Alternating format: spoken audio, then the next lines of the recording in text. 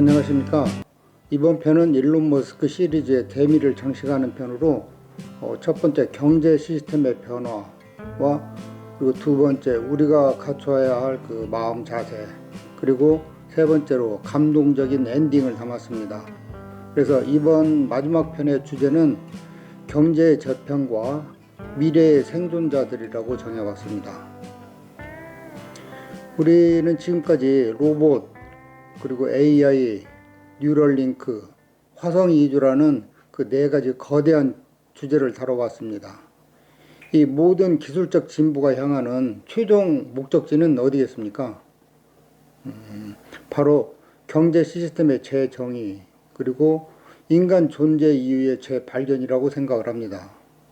이 마지막 영상에서는 우리가 맞이할 새로운 경제와 그 속에서 행복하게 살아가기 위한 해답을 찾아야 합니다. 자, 이제 가장 현실적인 이야기를 해보겠습니다. 바로 경제입니다. 로봇이 다 일하면 우리는 월급을 못 받습니다. 월급을 못 받으면 돈이 없는데 누가 물건을 삽니까? 소비자가 없으면 기업도 망하는 거죠. 그러면 사회나 국가가 지탱이 되겠습니까? 기술이 비약적으로 발전해서 결국 사회가 붕괴된다는 딜레마에 빠지게 되는 겁니다. 이 딜레마를 해결하기 위해서 나온 개념이 기본소득입니다. 정부가 국민 모두에게 최소한의 생계비를 주는 그런 개념이죠. 하지만 일론 머스크의 생각은 여기서 한 단계 더 나아갑니다. 그는 보편적이지만 그 고소득을 주장을 합니다. 보편적인 그 고소득이라는 것은 단순히 굶어 죽지 않을 만큼 주는 게 아니라 누구나 지금의 부자처럼 잘 살 수 있는 정도의 그런 소득을 말합니다. 이게 무슨 허황된 소리냐고 의문을 제기하는 분들도 계실 텐데요. 경제학의 기본 원리를 다시 생각을 해보겠습니다. 물건 가격은 왜 비싸겠습니까? 앞서 말했듯이 인건비 때문입니다. 그런데 로봇이 투입이 되어서 노동 비용이 0에 가깝게 되면 어떤 현상이 생길까요? 자동차가 약 300만 원, 최신 스마트폰이 약 1만 원, 집 한 채에 약 500만 원. 이렇게 생산성이 폭발하면 물가는 바닥으로 곤두박질 칠 겁니다. 내가 정부에서 받는 돈이 월 100만 원이라고 하더라도 그 돈의 가치가 지금의 월 1000만 원, 1억 원의 구매력을 갖게 된다는 뜻입니다. 돈이 많아지는 게 아니라 돈의 필요성 자체가 희미해지는 절대적인 풍요의 시대가 온다는 겁니다. 여기서 끔찍한 디스토피아를 상상하시는 분들이 있습니다. 영화 월리 기억나시나요? 이 영화는 2008년 픽사 애니메이션 스튜디오에서 제작했습니다. 그리고 제81회 아카데미 시상식에서 장편 애니메이션 상을 수상한 SF 애니메이션 걸작입니다. 지구가 쓰레기로 가득 차 더 이상 생명이 살 수 없게 되자 인류는 거대한 우주선 엑심을 타고 지구를 떠나갑니다. 700년 동안 홀로 지구에 남아서 쓰레기를 치우던 청소 로봇 월리는 어느 날 지구에 생명체가 있는지 탐사하러 온 최첨단 로봇 이브를 만나게 됩니다. 월리는 이브에게 첫눈에 반하고 그녀를 따라서 우주로 향하며 우주의 운명을 바꿀 거대한 모험을 시작한다는 그런 SF 영화입니다. 이 영화에서 인류가 엑심을 타고 지구를 떠나가기 전의 상황, 즉 모든 일을 로봇이 해주니까 인간들은 둥둥 떠다니는 의자에 누워서 하루 종일 콜라나 마시고 TV만 보다가 비만이 되어버리는 그런 모습을 상상해 봅니다.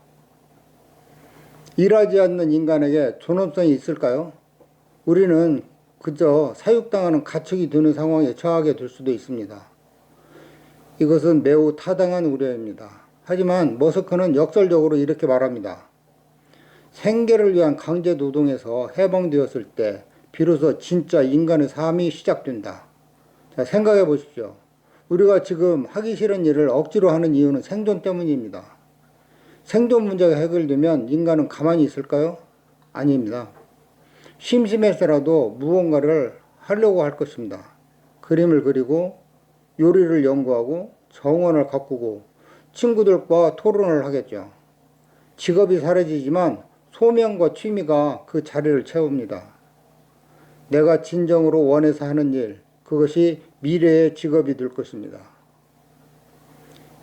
예를 들어서 지금부터 약 20년 후 2045년 홍길동 씨의 하루를 상상해 볼까요?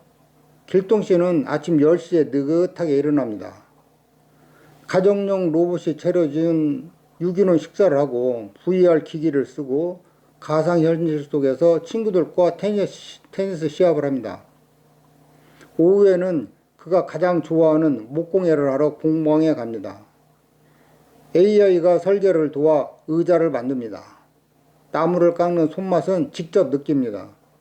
이 의자는 먹고 살기 위해서 팔기 위한 게 아닙니다. 이웃에게 선물하기 위해서죠. 저녁에는 뉴럴링크로 접속한 커뮤니티에서 화성의 테라포밍 아이디어 회의에 참석해 전 세계 사람들과 토론을 합니다. 그는 돈을 벌기 위해 단 1시간도 쓰지 않지만 누구보다 생산적이고 창의적이고 또 인간적인 하루를 보냅니다. 노동은 선택이고 활동은 필수인 삶. 이것이 미래의 라이프 스타일입니다.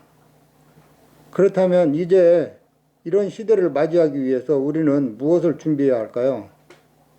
머스크가 자신의 성공 비밀로 꽂는 단 하나의 사고법, 제1 원리 사고를 장착해야 합니다. 대부분의 사람들은 유추를 통해 생각을 합니다. 남들이 하니까, 그리고 원래 그랬으니까 이렇게 생각들을 하죠. 하지만 제1 원리라는 것은 다른 개념입니다. 모든 것을 아주 작은 진실의 단위까지 쪼개고 거기서부터 다시 쌓아 올리는 물리학적인 사고방식입니다. 배터리는 원래 비싸다는 통념에 머스크는 질문을 던지죠. 배터리의 구성 성분이 뭐지? 코발트, 니켈, 알루미늄, 이런 것들의 원재적 가격은 얼마지? 합쳐보니 배터리 가격의 10분의 1밖에 안 되네? 그럼 우리가 직접 조합하면 엄청 싸게 만들 수 있겠네? 이 사고 과정이 테슬라라는 회사를 만들었습니다. 미래 세계에서는 원래 정해진 답을 답습하는 사고는 없습니다. 남들의 시선, 관습, 통념을 무시하고 본질에 집중하는 능력만이 AI가 따라올 수 없는 통찰을 만들어내게 됩니다. 결론적으로 미래는 미친 듯이 무언가를 좋아하는 사람, 즉 덕후의 시대입니다. AI는 시키는 일을 완벽하게 합니다. 하지만 무엇을 하고 싶은가? 라는 질문은 던지지 못합니다. 욕망과 호기심은 인간만의 영역이기 때문입니다. 돈이 많이 든다고 포기했던 취미가 있지 않겠습니까? 그럼 미래에는 다시 시작을 할 수가 있습니다.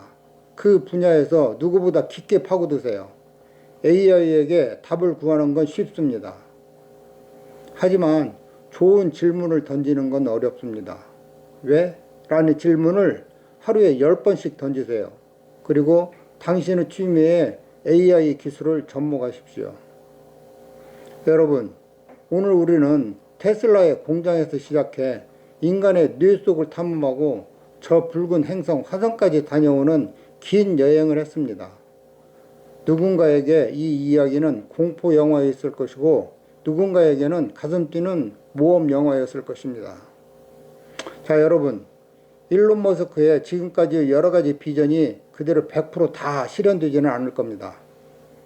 하지만 분명하게 말씀드리지만 방향만은 확실하다고 생각을 합니다. 정도의 차이는 있을지언정 노동은 기계에게, 지능은 AI에게, 공간은 우주로, 시간은 무한으로 이렇게 변할 것입니다. 자, 이제 오프닝에서 던졌던 질문을 다시 한번 해드리겠습니다. 내일 당장 출근할 필요가 없다면, 통장에 매달 1,000만 원이 들어온다면 당신은 무엇을 하시겠습니까? 거기에 대한 대답이 바로 미래의 당신의 진짜 직업입니다. 망설이지 마십시오. 기술은 우리를 기다려주지 않습니다. 두려워하지 말고 미래를 위한 공부를 하고 상상을 하고 준비를 하십시오. AI가 노동을 대체할 때 우리에게 남는 것은 오직 당신의 인간성과 사랑뿐입니다. 당신이 무엇을 사랑하는지 댓글로 남겨주십시오. 그 작은 선언이 당신의 미래를 바꿀 첫 번째 제1 원리가 될 것입니다. 우리는 시리즈의 마지막에서 기술의 끝은 결국 사람에게 귀결된다는 것을 확인을 했습니다. 노동의 해방은 우리에게 게으름이 아니라 진짜 나를 찾는 시간을 선물해 줄 것입니다. 이제 미래는 우리 인간이 돈을 버는 기계가 아니라 꿈을 꾸는 인간으로 살아가게 할 것입니다. 지금까지 총 5편에서 일론 머스크가 그리는 미래와 우리의 생존 전략을 알아봤습니다. 이 시리즈가 여러분의 미래를 준비하는데 작은 나침반이 되었기를 바랍니다. 구독과 좋아요는 미래를 준비하는 가장 쉬운 투자입니다. 지금까지 미래를 읽어주는 채널 해뜨는 경제학이었습니다. 감사합니다.